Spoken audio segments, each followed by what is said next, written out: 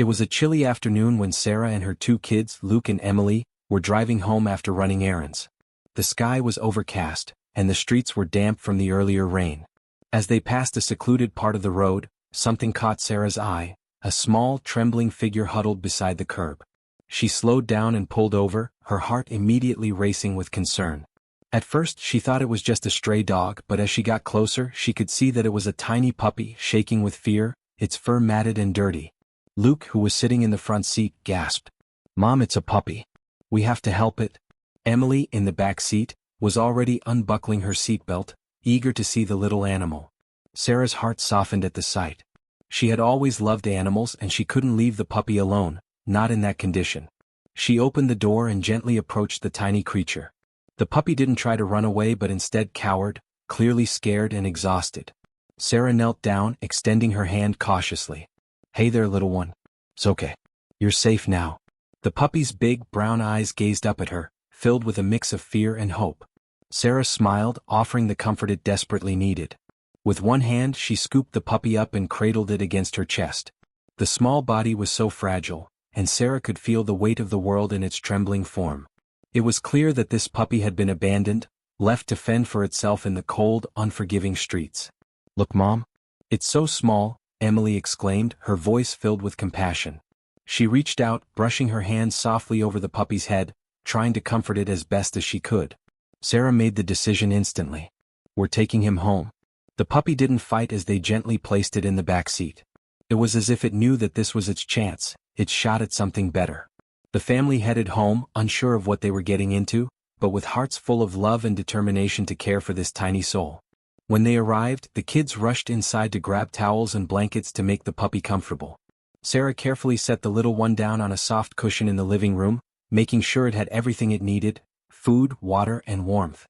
The puppy seemed to relax a little, its tail giving a small wag as it nuzzled into the blanket.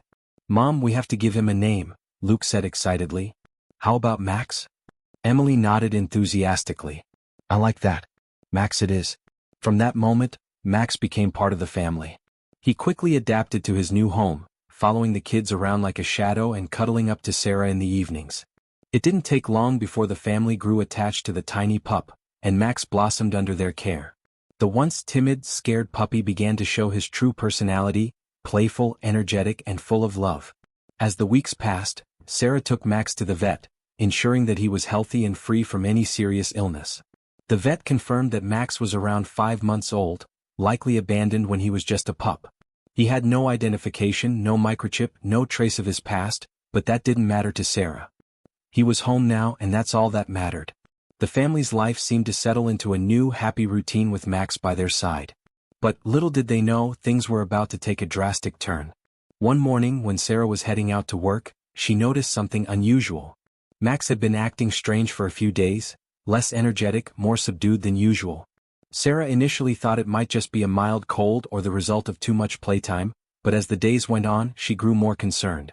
Max's appetite had decreased, and he had begun to refuse walks, staying curled up in his bed all day long. "Max doesn't seem right, Mom," Luke said, his voice filled with worry. "He won't play with us anymore." Sarah agreed. It was unlike Max to be so lethargic. The once vibrant puppy now seemed distant, his big brown eyes looking sad and distant, as if he were hiding something. She decided it was time to take him back to the vet. When they arrived, the vet ran a series of tests to check for any underlying issues. Sarah's heart pounded in her chest as they waited for the results. The vet returned with the news that left them all in shock. "Max is suffering from a rare condition," the vet said, a somber look on her face. "It appears that he's been living with an untreated infection for quite some time. It's caused damage to his organs, and if left untreated, it could become fatal." The news hit Sarah like a punch to the gut. The joy they'd felt in bringing Max into their home was now overshadowed by the looming fear that they might lose him. She felt guilty, as though she had failed him, but the vet reassured her that there was still hope. "It's not too late," the vet continued. "With the right treatment, Max has a chance to recover. It will take time and dedication, but we can help him." Determined not to lose the dog they had come to love, Sarah and the family followed the vet's instructions, administering the prescribed medications and giving Max extra care. It wasn't easy, but Max slowly started to show signs of improvement. Each small victory, a wag of his tail, a playful bark, a twinkle in his eye, gave them hope. But just as things seemed to be getting better, a new challenge arose. Max's condition worsened and they found themselves back at the vet more frequently, dealing with complications from the infection.